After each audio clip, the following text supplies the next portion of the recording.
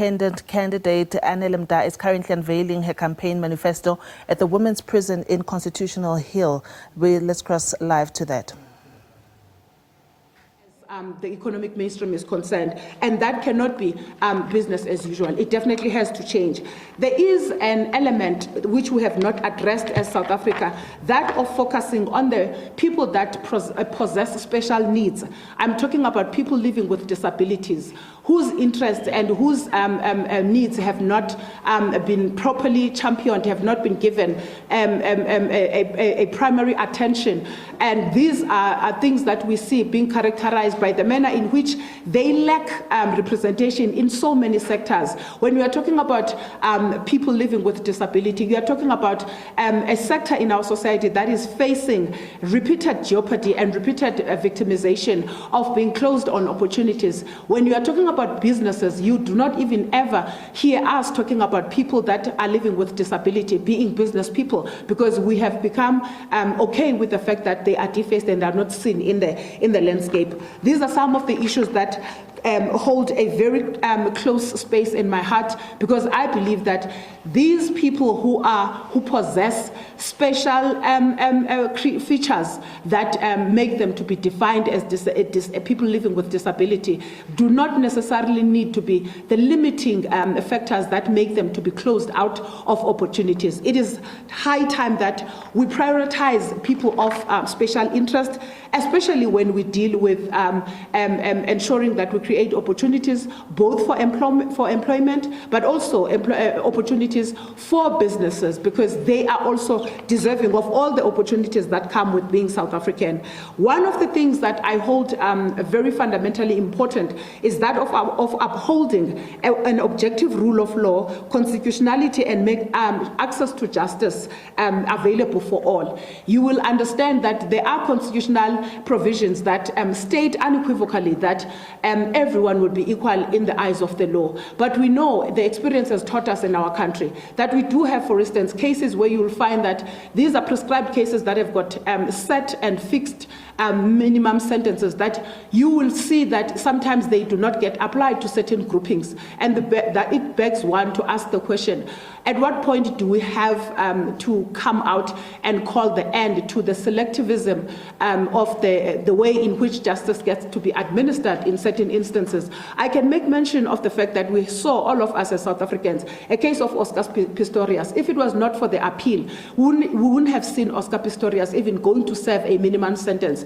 when we know in South Africa a minimum sentence is set for every murder case. And this is just but one case that I'm making an example of. There are many other cases that we can speak about. There are many other cases that South Africans in their own respective experiences have gone through, which have made them question or beg the question that says, does justice see the color of a skin, and does justice favor, or does justice get only accessible to those who have the money to access it? And it is important that we change this narrative and ensure that what is enshrined in our constitution is felt and it becomes a privilege that is enjoyed by every single South African, regardless of their financial status and regardless of the bank balance that they have.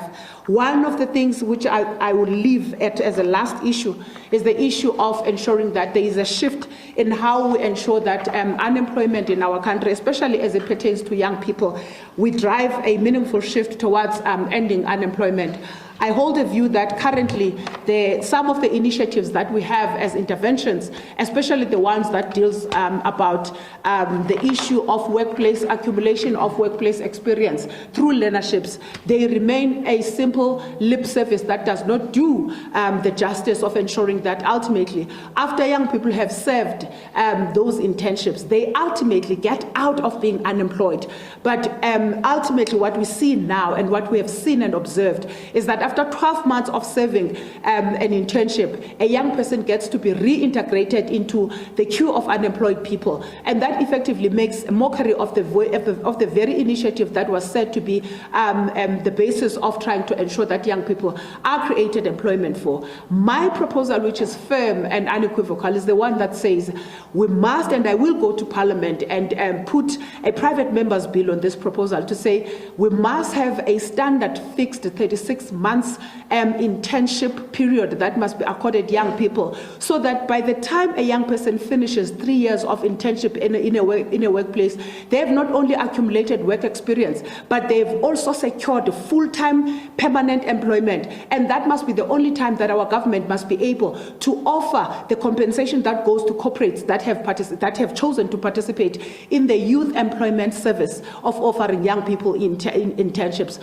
When we do so, we'll not mark a box, we'll not do a box-ticking exercise, but we'll ensure that learnership becomes a means to the end. And the end that we desire is the accumulation or acquiring of employment, a permanent employment for young people. And when we have secured permanent employment for young people, the company that had offered a young person an internship can go to the Department of Labor and Employment and begin to get its empowerment compensation. But without the securing of the job for a young person, no company must be given taxpayers' money by government as a gratuity or as some form of recognition for the exercise that has not met its logical end.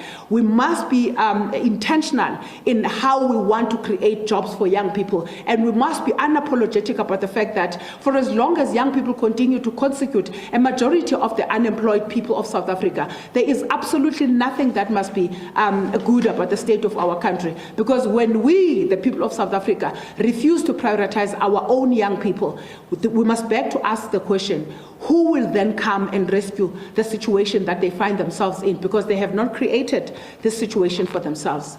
Thank you so much to everyone. Those were my 10 key point issues that are constituted in my manifesto, which is my commitment to serve the people of my country.